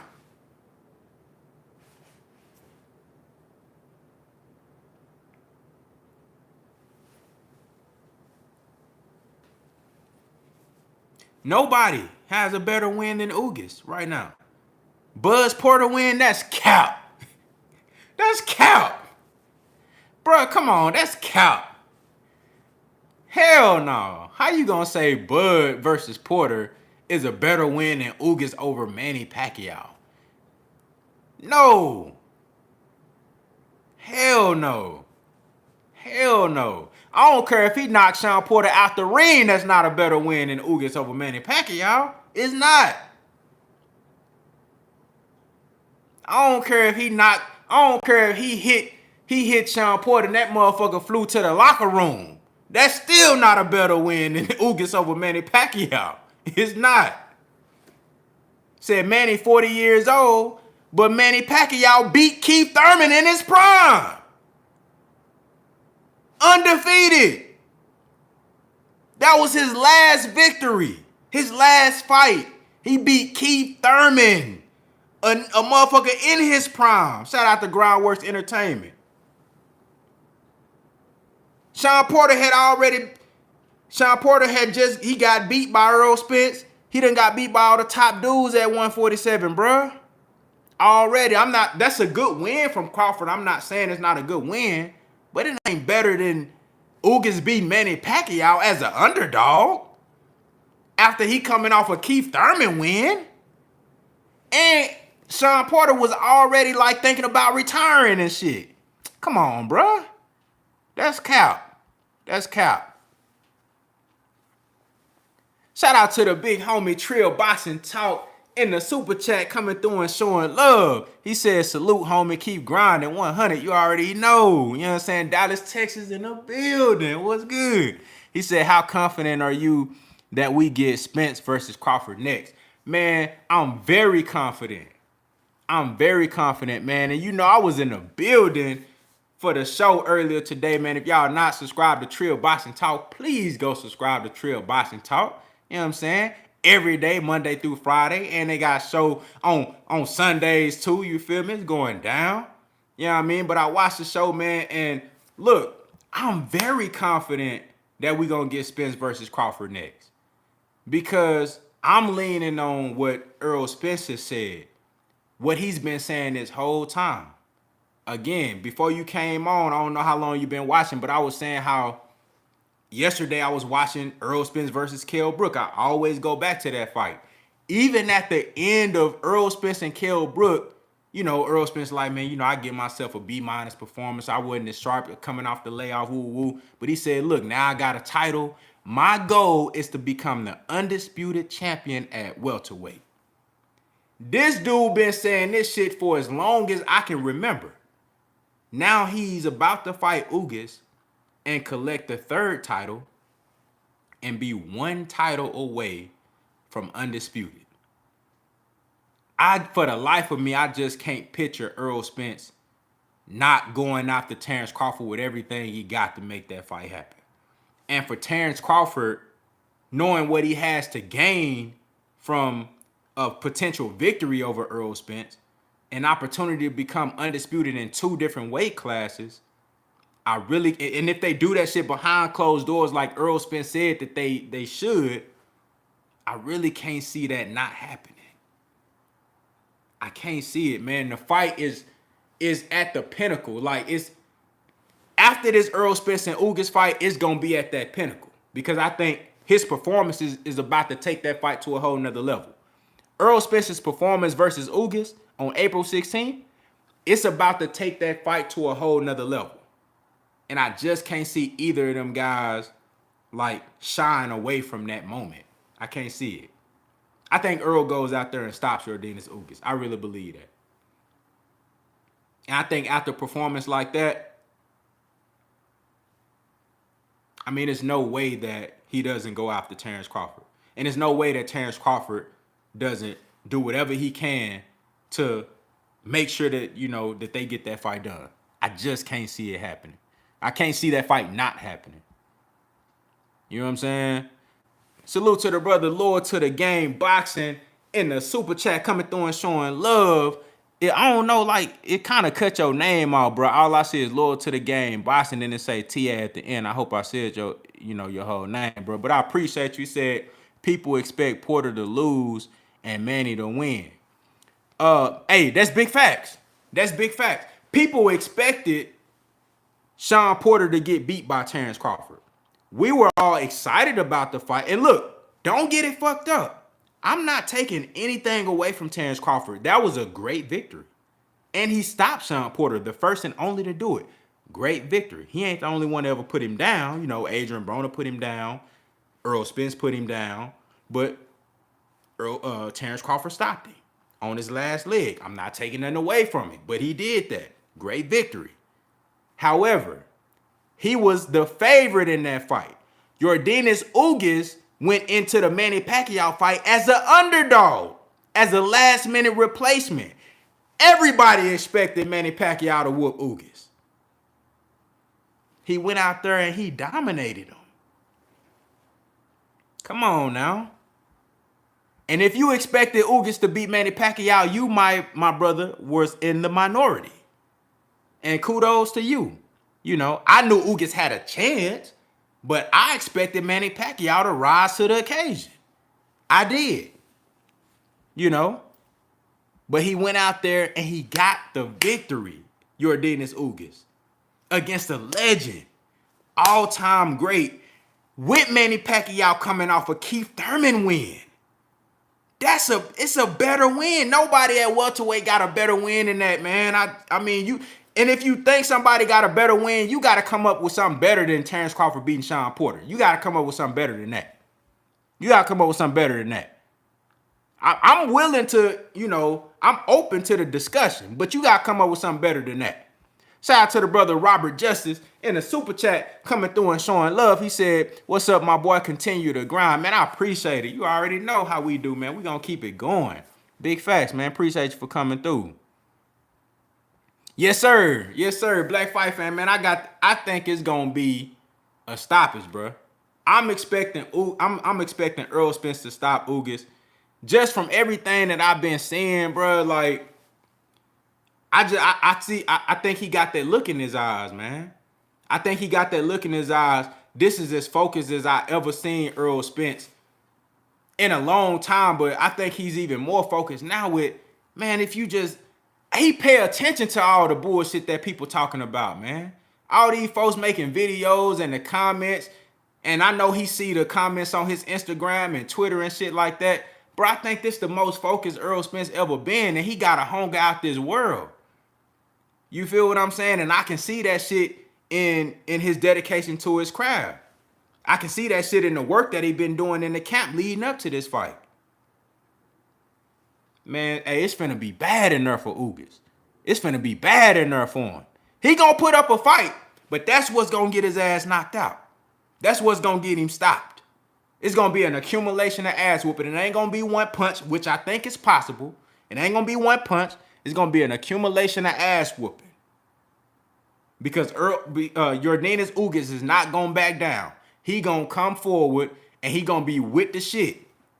And I think that's what's gonna get him fucked up ultimately. Salute to the brother Loose Bills in the super chat coming through and showing love. He said Spence gonna finally give these Bud fans what they want and say his name in the ring after he beats Ugas. I totally believe that, bro. I believe that. I think it's just gonna be at the point where it's like, shit, I got 3 belts now. It's only one other belt that I need. Terence Crawford got the WBO, and it's gonna be for the ring championship. You heard what he said in the interview. He said, if I wouldn't have had the eye injury, I would have had the WBA and the ring title. I really believe that they was gonna allow Manny Pacquiao, because you already know that that the ring was about to put the ring championship on the line for Spence and Pacquiao. They were gonna allow the ring title to be available, and I think that before the fight actually took place, the WBA would have been on the line as well. Errol Spence already knew what the fuck was going on. The man been having the same plan for years. I keep telling y'all, bro. He's going after Terence Crawford after this fight. Again, he said, man, look, after I get this 3rd belt, we gonna see who holding up the fight. We gonna see. You know what I'm saying? We gonna see who holding up the fight. Said nobody ever stopped Porter. Manny lost many times. That's my last. I feel you, bro. I feel you. Look, you got a point. Don't get it wrong. I'm not saying that that's not a great victory. It's a great victory, bro. And the way he did it, it is. But it ain't the same when you beat a guy that everybody expects you to beat as opposed to Ugas going in as a heavy underdog and beating an all-time great, bro. It's not the same, bro. It's just not the same, bro. It's not. Sean Porter was a major underdog in the fight with Terence Crawford. Said, I'm excited about this fight on April 9th. Can't wait to see Earl. April 16th, man. April 16th. At least as far as what I know. Said, can't wait to see Earl Ugas. Can't believe. He said, I can't believe I just typed that. But I want to see y'all facing when Earl gets stopped and the accident. I don't want to hear no accident or eye excuses. Man, you talking about Earl getting stopped by Bud, or you talking about Ugas?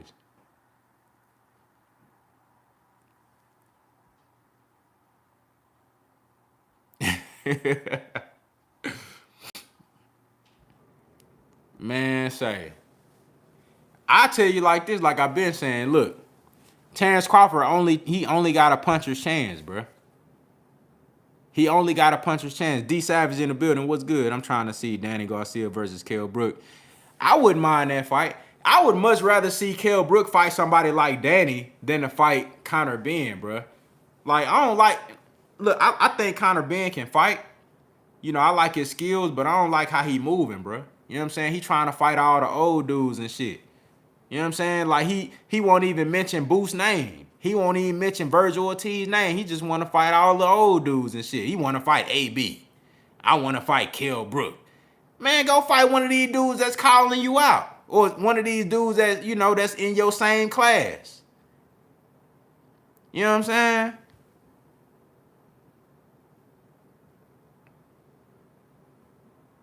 Said Porter lost to every top guy, and some people thought he came close to losing to Danny. He did. That fight with Danny was, I don't even know how that was a unanimous decision. I thought Sean Porter looked good in that fight, but it was very, very close. I had Sean Porter winning, but I thought, you know, it maybe would have been a split decision or something like that. But Sean Porter looked real good in that fight. You know what I'm saying? He looked real good. That was a good win for Sean Porter. You know what I'm saying? And like I said, for Terence Crawford to beat Sean, man, it's a good win. It's a really good win. It's just not, it don't hold the same weight as Ugas beating Manny Pacquiao. Now, let's say Manny Pacquiao would have he was coming off a losing streak where he was just getting his ass whooped and shit. That's different. But when you coming off beating Keith Thurman when he was undefeated, that's a little different. That's a little different. So, oh yeah, he's saying Bud gonna stop Earl. Hey, that's the only way he gonna win. He can't win a decision. Terence Crawford can't win a decision on Errol Spence. He gotta knock Errol Spence out. That's the only way he can win. He only got a puncher's chance. Ain't that crazy how the guy that they say is more talented, well, let me take that back, more skilled than Errol Spence, the only way he gonna win is he got a puncher's chance. He not finna move around the ring and outbox Errol Spence. That's not happening. His ass gonna be caught in the line of fire, in the phone booth, and he gonna have to fight. And if he can't hurt Errol Spence, he finna get bruised and abused for 12 rounds or 9 or 10. I think that motherfucker, I don't see that fight going to the distance, but if it does, I got Earl. If the fight do go 12, Errol Spence gonna win most of the rounds. He gonna be doing most of the work. He gonna be landing hella jabs. He gonna be throwing to the body. When they get on the inside, he gonna be muddying that shit up. Terence Crawford not strong enough to hold Earl, like how he was holding on Sean and shit. You see how he was holding Sean. Sean coming there and get crazy. He was holding on Sean. He not gonna be able to hold on Earl like that. So when they get on the inside, Earl gonna have at least one hand free, and he gonna be wailing on that motherfucker. He gonna have his head down, motherfucker Bud trying to hold. He wailing on that motherfucker with that left arm. Ain't shit, he not gonna win no decision. Errol Spence gonna be doing all the work, coming forward the whole fight, landing shit on the arm, on the neck, on the top of the head, on his pelvic bone. He landing all type of shit. Ain't no way Terence Crawford winning no decision. The only way he can win is if he knock Earl out. Simple. That's the only way he can win. I promise you. I'm willing to bet money on that. If the fight go, anybody that want to bet when that fight come up, if the fight go 12 rounds, Terence Crawford not winning. Errol Spence can stop Terence Crawford and win a decision. Terence Crawford not winning no decision, I promise. Salute to the brother D. Luckett coming through in that super chat, showing love. He said, I think Ugas is a great preparation fight for Spence to fight Bud. I agree because of the counterpunching. Ugas is a phenomenal counterpuncher, and Terence Crawford is an elite counterpuncher. He's an elite counterpuncher. Very sharp. You know, it's definitely going to help him out a lot. You know what I'm saying? And I think in that fight, Terence Crawford is going to attempt to fight Errol Spence from the orthodox position, so he can try to counter over Errol Spence's jab, like how Kell Brook was doing, like how Ugas going to try to do. I think Terence Crawford is going to attempt to fight in the orthodox, but then he going to find out like, damn, I'm not, when shit start getting rough, he gonna be like, I'm not as comfortable in orthodox because I'm really a southpaw. So I'm gonna switch to southpaw. And now all those advantages that he would have in orthodox versus a southpaw goes away. Now it's gonna be like, I'm a southpaw, you a southpaw. That jab for Errol Spence is gonna be lining right up down the middle when he's in the southpaw stance. And we're gonna really see what the fuck Terence Crawford on in the southpaw stance. That's what we really gonna see. In the orthodox, shit finna get real, and he gonna realize, like, you know what, man, I ain't comfortable in this shit. I'ma switch southpaw, and he gonna get fucked up. I'm telling you. He gonna try to fight orthodox first. Watch. He gonna try, and he gonna find out he's not as good in orthodox as he is in southpaw. And then when he switched to southpaw, he gonna realize that leaves even more opening for Errol Spence's jab. But he ain't gonna have no choice but to fight southpaw. But when you got straight punches and you coming down that line and you coming straight to the smoke like how Earl do, that shit gonna be bad for Terence Crawford. It's gonna be bad for him.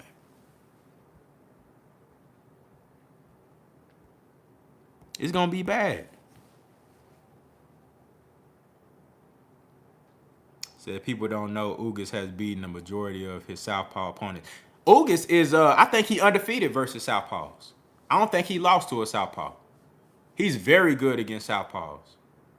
Another reason is because he knows how to use the jab as a counter right over the jab. You know what I'm saying? As a southpaw, when you fight in the orthodox, y'all's jab is lining up perfect with each other. What Ugas does, just like how Kell Brook do, he really good at this shit too.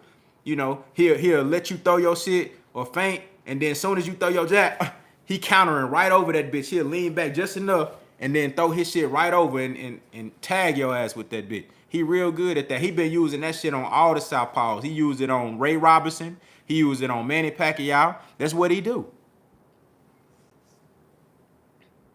That's what he do. You know what I'm saying? But I'm telling y'all, man, you know, when Errol Spence get past Ugas, when they do make that Spence and Crawford fight, if it go 12 rounds, which I don't think it's going 12. But if it go 12 rounds, Terence Crawford ain't gonna be the one to win. You gonna have it ain't even gonna be no controversy neither. You know how motherfuckers be like, robbery. It ain't even gonna be no controversy. Ain't gonna be no robbery, none of that shit. Motherfucker it's gonna be an ugly ass fight. It's gonna be nasty. And we gonna see that dog come out of Bud. Y'all know I talk about that dog with Bud. You gonna see that dog come out of Bud. At some point, he gonna stop trying to move backwards and fight off the back foot and trying to set traps and shit. He gonna say, fuck it, I gotta fight this motherfucker. Because he keep cutting the ring off. He keep coming forward. I can't hold him. I can't contain him. I gotta fight him. And at that point, we gonna really see what the fuck Terence Crawford is all about. We gonna see who the strongest. You know, we gonna see who got the better chin. You know what I'm saying? We gonna see who the better inside fighter, which I think is Errol Spence. If Terence Crawford can't keep his distance, which I don't think he gonna be able to do, not for long in that fight. If he can't keep the distance, it's gonna be ugly for him on the inside. I'm talking about in the clinches. Errol Spence gonna be tearing his ass up on the inside, man. It's gonna get bad for him. You know, I think he gonna land some mean shit on Earl at a few times in that fight. But if Earl can take them hoes, it's over with. If Earl can't take Terence Crawford power though, then he can get stopped. But if he can take Terence Crawford power, it's over with for Terence Crawford. I'm telling you. Said, can Spence outdog Bud? Hell yeah, I think he can. I think they both got the ability to outdog each other. That's one of the main reasons why that fight is so exciting, because now we're going to get a chance to see who got the most kill in them, who got the most dog in them when it come down to it. I will say this. I've seen Errol Spence in more positions where his dog was tested more than Terence Crawford's. I've seen Errol Spence in more situations where his dog was tested more than Terrence Crawford has been in. The Kell Brook fight and the Sean Porter fight. You know what I'm saying? You could really take it even further in the Emmanuel Larte fight. You can take it further. You can take it a little bit past that in the Antonio Barrera fight.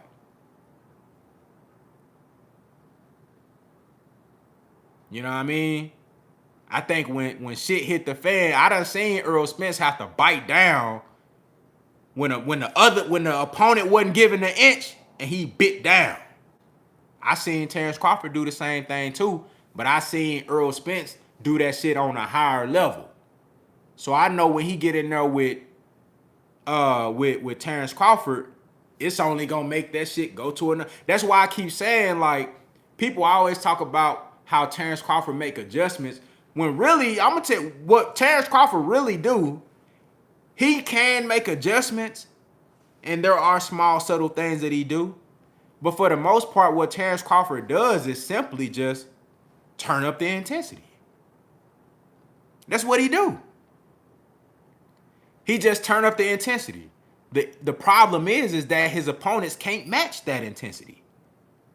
When he go to southpaw and he say, all right, fuck it, we fighting in this bitch. The opponent, they can't match that. The difference is Errol Spence can match that shit. When Terence Crawford say, we fighting, what you think Earl gonna do? Motherfucker, we fighting in this bitch then. Yeah, you talking about? We fighting. You turn it up, I'm finna turn that bitch up too. And whoever the last man standing in this bitch, that's who it is. Said, I agree, Bud is highly skilled, so he never had to dog a fighter, but good point on Spence with the experience bringing his dog out more in the past. That's facts. I just seen Earl on a more elite level when it comes to like having to show that intensity and that dog. We ain't really seen Terence Crawford like on the brink of like, okay, if he don't turn it up, he not gonna win this fight. I ain't really seen that with Terence Crawford. Every opponent that he's been in there with, he's been far and beyond them in skill, and you know what I mean? So I ain't really never seen him in a stylistic matchup where he was forced to like take it up to another level in order to win. I've seen him just get bored with a guy and say, all right, motherfucker, you being annoying to me now, I'm finna stop you. I've seen that a lot with Terence Crawford. All right, I'm annoyed with you now. I'm finna get your ass up out of here. I've seen that a lot with Terence Crawford because he's that great of a fighter, and he's that far and high above his competition. But I've never seen him in there with a guy that is so motivated and has such a will to win that they are forcing him to have to bring that extra level of intensity out in order to win. Errol Spence had to do that versus Kell Brook overseas in his hometown. The intensity was totally different. Versus Sean Porter, which that was the most motivated Sean Porter I ever seen. And Sean Porter wanted nothing. That same Sean Porter that Errol Spence fought, it wasn't the same Sean Porter that Terence Crawford fought. It wasn't. Sean Porter went in that fight believing that he can beat Errol Spence. He went in that fight, and again, Errol Spence was a shell of himself at that time, but we're not going to use no excuses. We're going to keep it straight down the middle. Sean Porter in that fight with Errol Spence, his motivation and a unification match, like he coming off a big win versus Danny, his biggest win at welterweight. Come on, bro. Like, Sean Porter was on a whole nother level at that time. So Errol Spence had to fight tooth and nail, and he had to get the knockdown and get the victory. You know what I'm saying? Said, man, y'all got me defending Bud. Hard, I really think this is a 50-50 fight, not a clear win for Spence. No, you right, bro. If you talk, yeah, you right. It is 50-50, bro. It ain't a clear win for Earl. Look, my prediction is Earl gonna win, but come on now, we know Terence Crawford can win the fight. I think he can stop Errol Spence, but that's his only chance though. That's the only way he can win. He not winning no decision. But can he stop Earl? Yeah. I think Terence Crawford can stop. He can hurt and stop anybody at 147. That's the only way he gonna win though against Errol Spence.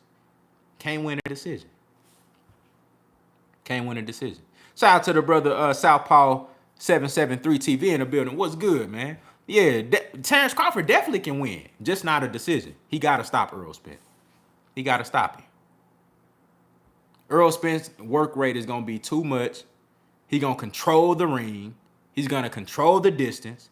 He's gonna control the pace of the fight. He's gonna throw more jabs. He's gonna be going to the body. Terence Crawford has to stop Errol Spence. He has to. There's no way he's gonna win a decision. There's no way. All that waiting and sit back, or I'ma just throw just the perfect counter punch every time. I'ma just like wait and let you throw 1,000 punches, and I'ma throw 40 solid sharp counters and think I'm gonna win rounds against Errol Spence. That shit might work on Sean Porter. Even though I had Sean Porter up in that fight, I think Terence Crawford started to take control like around the 8th round. I think he started to like pick it up. But that shit might work on Sean. But you ain't finna just sit back and wait. I'ma just, be a sharpshooter and just throw the perfect shot and just let you do all the work and then just throw the perfect shot here and think that's enough. No. Especially if you can't hurt Errol Spence. You know what I'm saying? Especially if your power ain't affecting him like that. All he gonna do is just keep coming forward and throwing shots and putting pressure and bruising your body up. You gonna get fucked up. He constantly going to the body. The jab is constantly popping your head back, and all you doing is waiting on a shot here, or a shot there. You know what I'm saying? Okay, little check left hook here. You know what I'm saying? Okay, I'm a lead right hand here. You know what I mean? If you just waiting on that, you not gonna beat Earl. You need more activity. You gotta be able to control somebody like Earl. That's the only way you gonna beat him. Said Floyd never had a knockout at welterweight and Bud only has knockouts at welterweight. That's crazy. Real talk. That's a good miscellaneous fact right there, man. You know what I'm saying? It reflects the level of competition from both fighters. You know what I mean? And then the styles as well.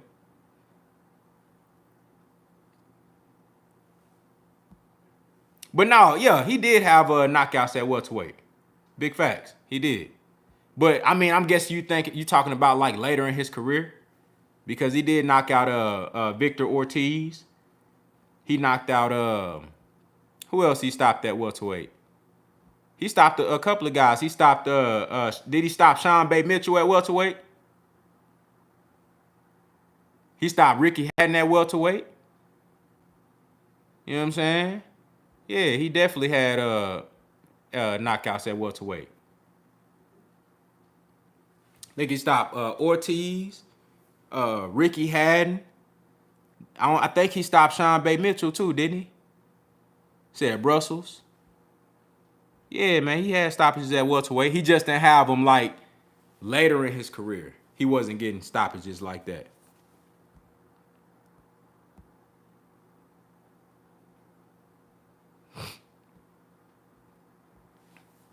But I wouldn't even really compare Floyd to Terence Crawford. Because at welterweight, Floyd was moving. Floyd had feet. Floyd had a high level of mobility. Terence Crawford don't be moving like that. You know what I'm saying? Terence Crawford is just he a sharpshooter. Said Bud be collecting data, then it's over. That's what I'm saying. But that shit not gonna work on Spence. That shit work on all these other dudes.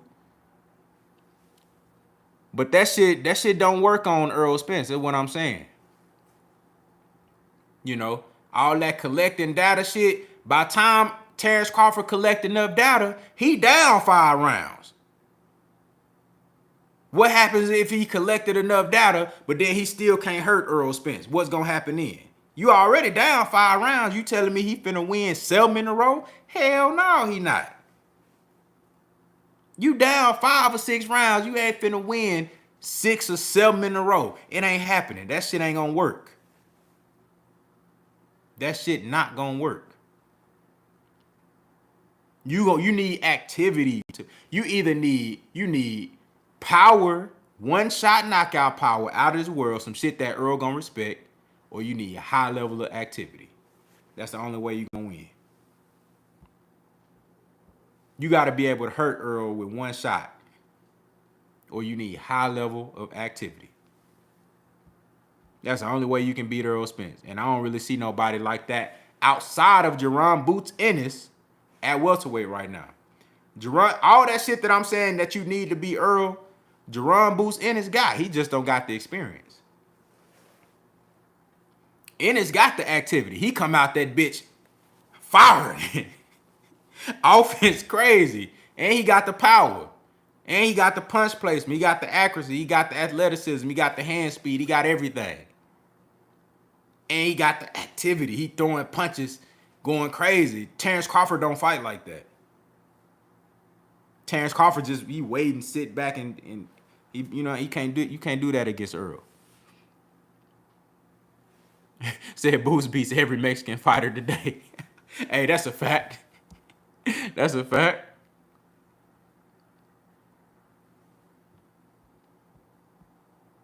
Said while Crawford collecting data, Earl gonna be up on the cards. Real talk with the jab. He gonna be up on the cards. That's facts. That's facts. But man, I'm finna go ahead and get on up out of here, man. Look, I want to appreciate everybody. I want to say thank you to everybody that came through. You know what I'm saying? Shout out to everybody that commented in a regular chat. Everybody that showed love in a super chat, man. I appreciate y'all. Hey, if y'all haven't subscribed to Neek J, subscribe to Neek J and Boxiana on Neek J's channel. They go on tonight, I believe at 9 o'clock. You know what I'm saying? They're supposed to be having a live guest. So pull up to Neek J, man. Show love. Great show. You know what I mean? Queens of the Ring. Again, thank everybody for pulling up, man. I appreciate y'all. I hope y'all have a great weekend. Enjoy y'all, man. I'm excited. You know, we got some good fights lined up. I know y'all seen Jermell Charlo and Castano 2 is back on for May 14th. Supposed to be the weekend right after the Canelo Bivol fight. You know what I'm saying? So, yeah, man, boxing this up, man. We still got Shakur Stevenson coming up versus Valdez in April. On the 30th, we got Serrano versus Katie Taylor. It's going down. You feel me? But look, man, y'all have a good weekend, man. Contender regime. Boxing, I'll holler at y'all boys, man.